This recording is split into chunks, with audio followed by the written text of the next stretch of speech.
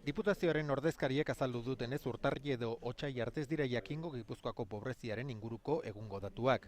Ya que se encuentra en este momento realizando las encuestas. Egia da, momentu honetan ez ditugula datuak. Hala ere, 2010 arteko datuetan oinarrituta gaur aurkeztu den txostenean ondorio interesgarriak badaude.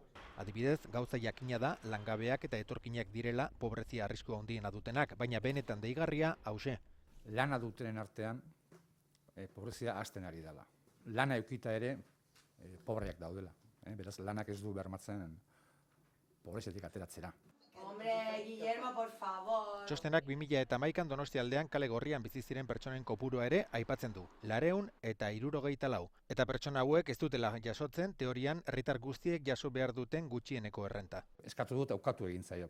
Kalean dagoen jendean artean, adibidez, kalean, esklusioa handienean badago jendea ez duena laguntza ekonomikorik jasotzen.